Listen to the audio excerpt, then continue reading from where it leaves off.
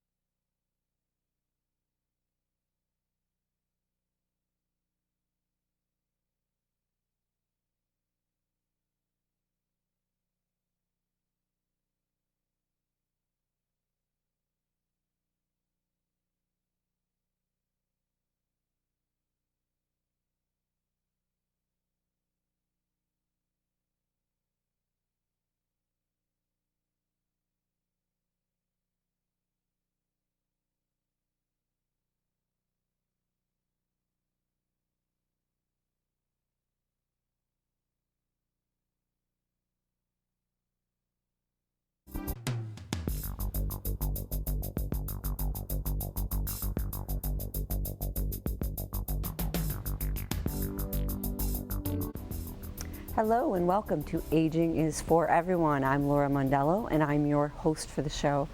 Today we are talking about homelessness in Western New York, and there are a lot of amazing organizations out there that are really trying to help homeless people.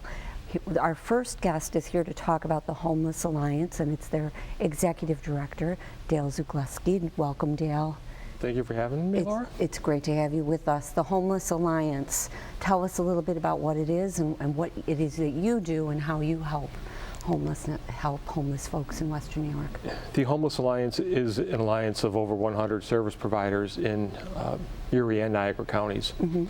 And our main responsibility is to write a HUD grant of $8 to $10 million per year that gets distributed among several agencies that provide services in housing to the homeless. Mm-hmm. Then any homeless service provider that receives federal funding has to input client data into a database that we maintain.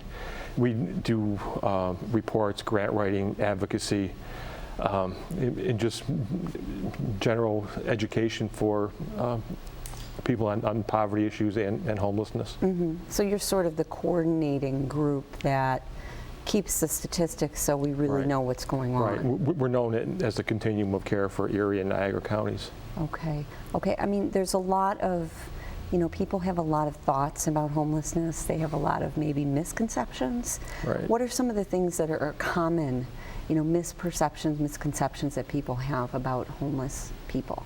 Some of the common perceptions are that people choose to be homeless. Mm-hmm.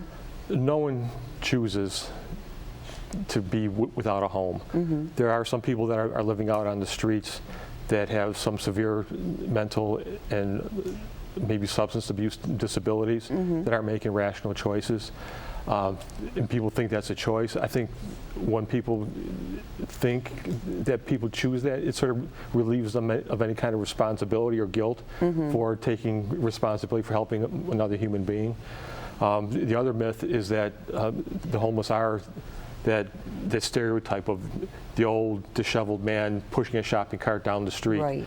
That's really only about 10% of the homeless population. What people don't know is that 28% of the homeless population are actually children under the age of 18.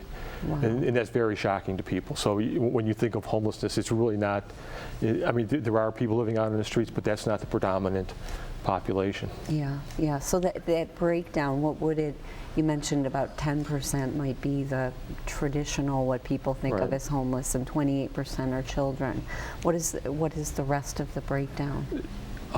Certainly the predominant population are single males. Mm-hmm. But when it comes to homeless families, it's single mothers with their children. Mm-hmm. And there's a real crisis of poverty among single mothers. And Maria Shriver is recently doing some reports to her foundation on women living in poverty. And that may be the hot topic for this year, especially this is the 50th year of Lyndon Johnson started the war on poverty. Right. As far as, in this area, do you think that the homeless situation in the past few years have been getting worse? Has it been getting better? Is it stable? It got slightly worse last year, mostly among families. And that's shocking. And the problem in the area, in the country in general, is a lack of living wage jobs. Right. Poverty is the root cause of homelessness. And there's nothing better than a good paying job. People want to work. And Right. that's that other misconception. People don't want to work. They just want to live off the government. People want a living wage job. They want what everybody else has. And they're willing to work for it. It's just those jobs just aren't there anymore. So you have families who maybe have two people working and they're able to get by, and then maybe one person loses a job or they have health issues. Right, and there are so many people living on the edges of homelessness. They're living week to week, sometimes day to day. And especially this time of year, you get that one large gas bill. Right. It can throw you into the depths of not being able to pay your bills, and eventually you may get evicted. And the Erie County Department of Social Services does an excellent job of making sure there really aren't any homeless families out on the streets. If there are, it's for a very short period of time. So homeless families are well taken care of. I think they're overwhelmed by the sheer numbers of singles that do become homeless each year. Right, right. What are some steps that are being taken to really address the homeless crisis? Obviously, if we had more jobs, that would be a big step. More good-paying jobs that could sort of lift people out of poverty. But what are some other steps locally that are happening? There are some new HUD regulations that, when you talk regulations, people get government off my back. They don't like regulations, but HUD is actually forcing communities around the country to work together to end homelessness. They want us working with the county, they want us working with the city, and any money they get has a requirement that they have to work with us on homeless issues. Right. HUD wants us to prioritize the chronically homeless, the person that has been unsheltered for a long period of time, because they are the high-cost users of services. They use the emergency rooms as their primary care facility. They're in and out of the jails. Jails cost $125 per night. We can house somebody with services for $50 a night and save those costs. It's actually more cost-effective to house people than it is to leave them to literally die on the streets of Buffalo. Right, right. And obviously it's more ethically. The ethical, immoral argument hasn't worked. Exactly, so unfortunately. We're going toward that saving taxpayers' dollars, and it's true. It's true. So when you start, money is a universal language. Right. So when you start talking about saving money, people listen. Right. Unfortunately, they don't listen when you talk about just doing what's right for your fellow man. But speaking of that, how can people, if people do want to help what you're doing, if people are seeing this and maybe they want to help with your mission, how can they get in touch with you? And do you use volunteers? I think you're going to display our website and our phone number. You can contact us. The one thing I ask people is, the first thing you can do is don't judge other people, because many people find themselves in very difficult circumstances. Right. And then we don't serve clients directly, but we can react as a referral to agencies that can use tons of volunteers to help end homelessness. Right, and I do know that there is a lot of good information on your website if somebody wants more information on, you know, the extent of homelessness. And we're going to update our website within the next month to make it more user-friendly and make it easier to find that information. Great. Well, you know, thank you for what you're doing and your organization is doing for, you know, homeless people in Western New York, and really for all of us, because we all owe it to our fellow man, I think. So. That's my personal feeling, to make sure that nobody is without a home. So thank you for being with us, Dale. Thank you, Laura. We will be right back with more Aging is for Everyone.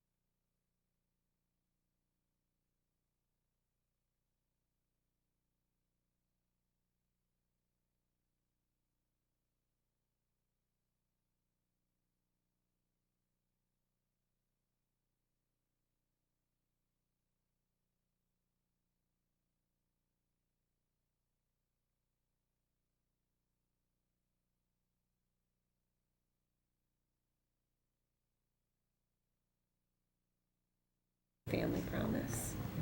You want like a little history? Yeah, just a little bit, real quick, history? you know, Okay. how you were formed, you know. I thought maybe if you could give us an example of what a typical day is like for, I mean, who would be better to? She would could be do better, that. because, Okay. yeah. Okay, what a typical day is like for one of your clients, because it's a little different than Sorry. I didn't other know there was a programs, it seems. I mean, A little yeah. different. What do you think? I think if I just What the services you offer there, to help families that might be get good enough. on their feet to get settled into a home, where you're located. And I'm going to ask these questions. If we don't talk about them in the introduction, I'll ask the questions. So, you know, don't worry about it. We'll figure it out. All right. Okay, Sandy, is that okay? Sites It's S-E. S-E-I-T-Z. Sorry about that. That's okay. Who is that? It should be She S-E-I-T-Z. can hear you, but I you know. can't hear her. I know. Okay. And not board director, board president, Board president, it should be. because we have. So she'll have to change that.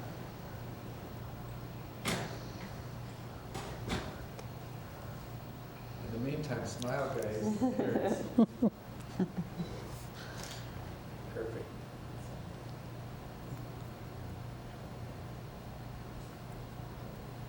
It'd take her a little bit to change that. Okay.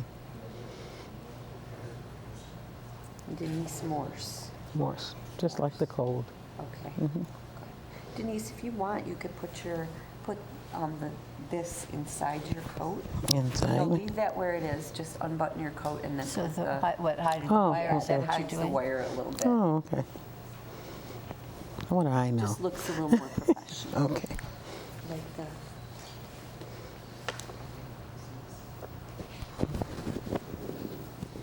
I was gonna say, did I change anything here? How's that look? S-E-I. But it's closer.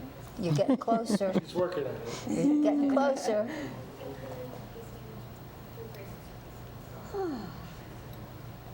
Yeah, so what I'll do is I will send you, like I said, a link to a YouTube segment that you can, you know, share with your, it's good, it's nice to share with your funders or with the churches that are involved, just to let them know, you know, that you're out there, you know, trying to get the word out about the program. Yeah. Yeah. Mhm. Yeah. How long have you been with the program, Denise? I have been with the program a little over a All right, year. how's that? You got it. Perfect. Okay, good. There I am. Over here, and that's correct, How's Denise? this one? That's correct. That is correct. Is that It's your correct? new address. That's our new address. And the phone number's correct? That's correct. All righty, we're all good on this one. All right. We're ready.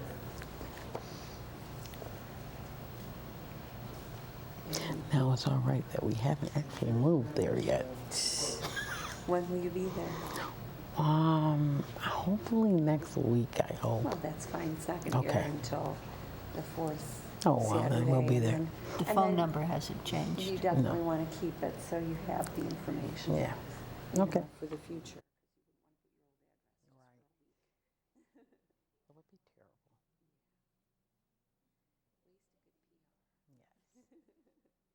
Most definitely.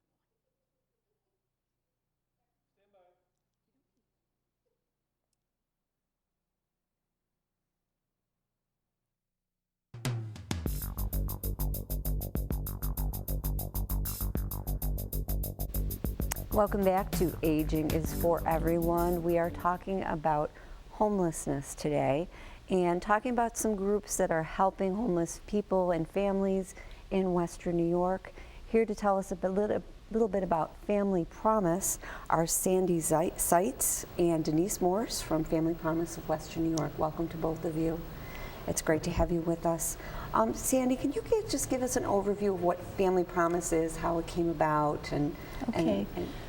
Family Promise is about 25 years old. and it's all over the country. We have affiliates all over the country. It was called Interfaith Hospitality Network, and then they reformed it. We're up and running again under Family Promise of Western New York 3 years now. Okay. So, And exactly, it's a little bit different than other programs. Yes. How does Family Promise work? How do you work with families? Well, basically, we work with families, just families. It doesn't matter the type of family, the makeup of the family. It could be a mother and father. It could be a mother with children. It could be a dad with children. It could be a grandma who has guardianship over her children. Or it could be siblings who have guardianship over other siblings, as long as they're a family. Doesn't matter the makeup. That's who we help. Because basically I think we're one of 2 agencies in the area that service families. It's Salvation Army and Family Promise. Basically, when families get into homelessness, they sometimes want to separate the family. The father has to go to a separate shelter than the mom and the children. So the basic focus of our program is to keep families together. Okay. Yeah. And where do the families, I know what you do is you provide shelter for families. Where do they stay? Well, what we do is we work with about 14 congregations, churches, that actually house our guests overnight. They provide breakfast, they provide lunch, they provide the evening meal, dinner every day. And what they do is go in the evening. They leave our shelter at 4:30 in the evening, and we provide van transportation to the host site for the evening. And they stay there overnight. And then at 7 o'clock in the morning, the van picks them up again and brings them back to the day site. Okay. And there is where they get their children off to school. If they have jobs, they go to work from there. If they're looking for housing, they leave from there to go look for housing, or take care of appointments. If they have appointments at Department of Social Services, they leave from our facility there. And we also do have internet services for them to get on the internet actually and look for housing, so they don't have to go out all the time. Okay. And as far as, so families basically come to your site during the day, and then they stay at the congregations in the evening. Right. Do they stay in one particular place? Well, what we out of the 14 congregations, they stay at each congregation for a week at a time. Okay. You know, we realize that it's a little, it's kind of discomforting for families to have to move like that. Right. But basically, that's how our program is set up right now, that they go from site to site, from week to week. Okay. We are looking into doing something to alleviate that, to Right. have one site where the families can stay, and we don't have to do that. But right now, that's what we're doing. Right, right. It sounds like it would be probably a little hard for the congregations to get all their volunteers and feed people for a week. And how many families typically do you have in your program at once? We usually have sometimes up from 1 to 3, and we can house up to 15 people. Okay. Gets a little uncomfortable, but we can house up to 15 people. Okay. And that's why we're we're moving to a larger site where we'll have more room and space for our clients, our guests, we like to call them guests, to move about, because it's kind of tight where we are presently. Right. Now, as far as the families that you serve, do you have a lot of families with children, and how do you what schools do they go to? Do they have Well, wonderful setup is that when the children come in and the families have lost housing, they can attend the same school that they were attending. It's through McKinney-Ventu. We just have to arrange for the bus transportation. It's all free. Okay. They'll come and pick them up at our site and bring them back in the evening. Right. And obviously you don't want this to be an ongoing thing, so are there are there services that you provide to really try to help the families Yes, we to do. get back into regular housing and Yes. jobs? And We have case management services is provided to all our families. What we do is provide listings for housing. Sometimes we even take them to search for housing ourselves, because sometimes they don't have transportation and it's difficult for them to get around. We have internet service, as I said, where they can go on the internet and look for housing on their own. And each week, Belmont Services provides a listing of area housing.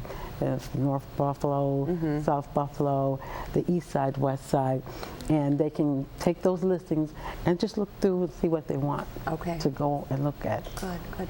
And where are the congregations located? Are they all They through are Western New York? located, we have a congregation in Akron, East Aurora. Basically, they're all over. All over the Erie County. Okay. And they're all denominations. And we also have not only the 14 host sites, but we have about 25 to 30 what they call support churches. So they work with the host sites for a meal or to spend the night. So we have over I think 500. yeah, innumerable That's great. volunteers. That's wonderful. And speaking of volunteers, quickly, how can people help with your work?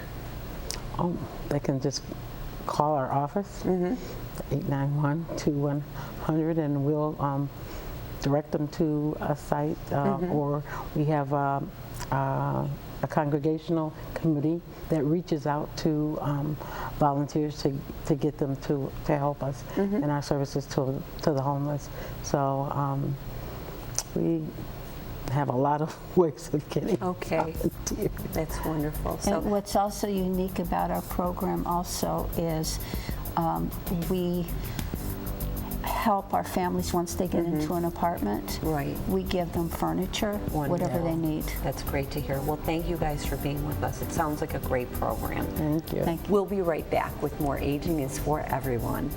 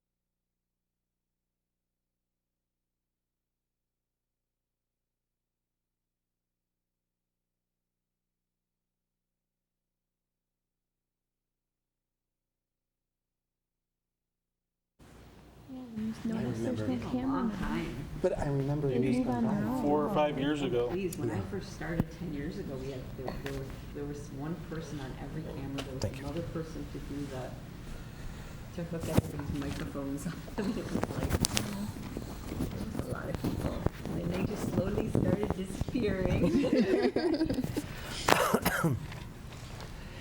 Hey, Laura, did you put up the number for the friary? She'll show us Okay. what they have. We can add it if it's not there. I did give it. Okay, I'm pretty sure I did. Put it where? Well, Maybe like hide it. if you can You can do this. and unbutton your church unbutton and put it- the, Oh, Melanie's fine. Okay. And then. How about Rachel? Rachel, you okay? Yes. It's pronounced Rachel, just in a way when you Rachel? Rachel. Rachel, I'm sorry. That's okay. Correct. It's pronounced Richard. Thanks. Uh-huh. Is that good? That's great. Correct. Thank you. And then there should be little portion for.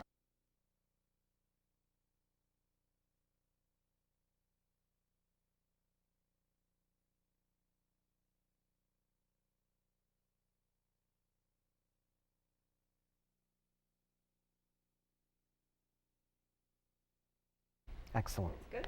Okay. We're good. One shot, everybody smiling. Oh, perfect. The screen's the same as last year. Huh? That screen's the same as last year. Good. I think it was a few years ago that we did the program with little. God, these Little lights are portion. bright, aren't they? I know. Well, that's why Ro couldn't do supposed to. it for, when she was having eye problems. I can see why. Yeah. I No, know. she- There's. She's moved, I know. She has. Well, that's right. At the last meeting, she was. Yeah. Yeah. Are you going to be able to be at our meeting? I just sent an email today reminding we have a meeting No, Tuesday. Because I'm leaving tomorrow. Oh, where are you going this time? I forgot. Singapore to Hong Kong. He's going to sit from Singapore to Hong Kong Should I unbutton tomorrow. this? Does it fit any kind of Richard is tight going button? from Singapore to Hong Kong tomorrow. Just got back from Buenos Aires. That was 2 years ago. How many trips between now and then? I envy you. Like a But you have bazillion. earned every trip.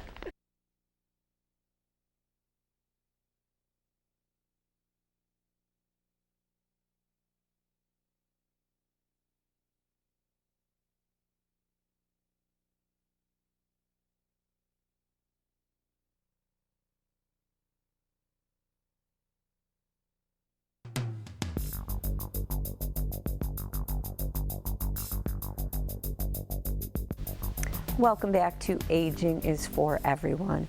We are talking about homelessness today, and there's so many great groups out there helping homeless folks. We have some more folks from two different groups who work together.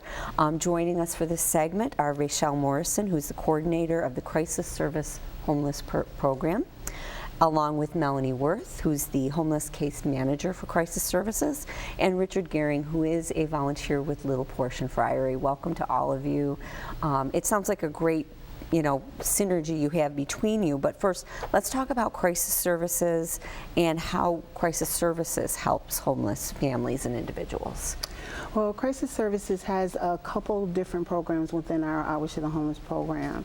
We are the designated after-hours emergency services program for the Erie County Department of Social Services.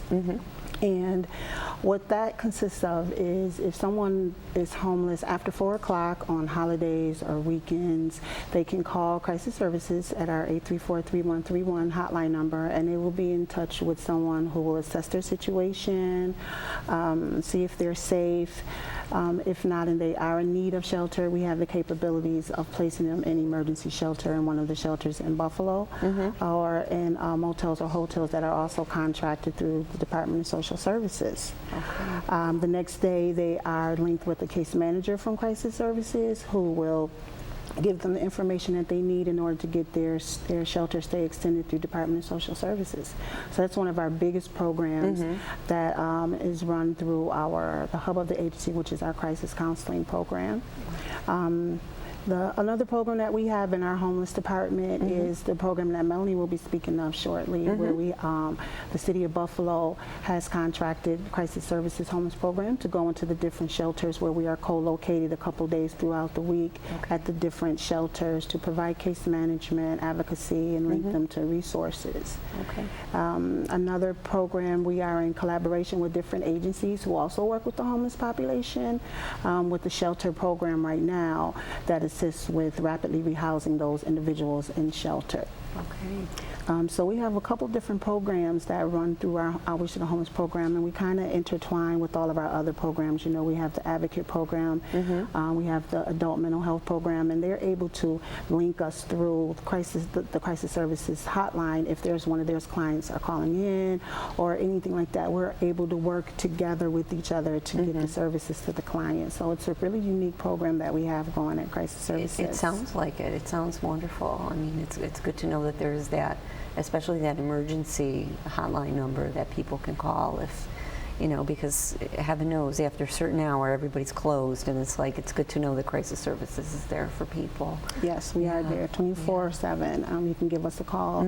Anyone can reach out for any emergency services, if they're in crisis, any trauma in the city, or if they just need a question for some information on something, they can give us a call, and we're always there to help them. Now, Melanie, you work in the case management program and I do. help manage folks and help them out. Are there some, you know, similarities between the cases that you see, or is it all across the board of who you're working with? They're usually all over, but there are some consistencies as well. A lot of people are just finding themselves with no place to go because they lost their job or they lost their income, or a lot of times people just become disabled and they just don't have the means to pay for another apartment or make their rent. So we do see a lot of those ones frequently. And as far as your case management, how exactly do you help people? What do you do? I go into a couple different shelters, including Little Portion Friary. We work very closely with them, and we try to identify why they became homeless. So if it is an income issue, if it's an affordable housing issue, we try to tackle those and link them to services to prevent them from recycling and becoming homeless once again. Right, because you could try to solve the problem, but if you don't get to the root cause, it's just going to happen again. Now, you said that you work with Little Portion Friary. Richard, tell us a little bit about Little Portion Friary. I'd love to.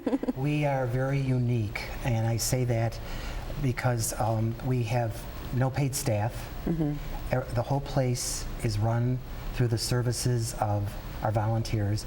They're critical to our operation every day. We have no governmental funding whatsoever, no United Way funding, and people say, well, how do you manage? Through the kindness of strangers. People make donations, and we use those to pay the heating and electrical bills. We have a clothing closet, so we accept clothing donations. We have a food, we have a small contract with the Food Bank of Western New York, so we buy a lot at 15 cents a pound, the food that we need, but we also take food donations. A lot of the organizations in the city will drop by after a party and bring good food, and we serve that immediately. Wonderful. We're unique on many levels, the least of which is that the whole place is run with volunteers. Right. And the relationship we've had with Crisis Service has been wonderful.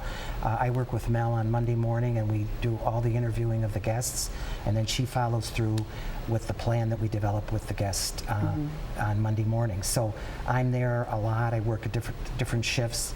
We do need volunteers, especially overnight from 11 to 7, and also on the weekends. And people can work a shift, which is 1 to 6 or 11 to 7 or 7 to 11, you know, but they can work the number of hours they can work. In other words, we'll take their services because we need 2 people on each shift. Right. And the number's on the screen, I know. If people are interested, just call the Friary and ask for Ann, who's the coordinator of volunteers, and she'll get back to them. Right, right. So it sounds like a great working relationship between the two of you. Just quickly, how many beds how many folks can you accommodate, and how long can they stay there? Okay, that's a good question. We have a total of 30 beds, 10 for women and 10 for and 20 for men. However, the person has to be 18 years of age and over, up to any age. We've had people in their 90s that have been at the shelter. We are open around the clock, and we do the assessment, as I said. Their time with us depends on their motivation to work on their issues and problems. We use the term guests because they're a guest in this wonderful old mansion on Main Street, and it's like a home.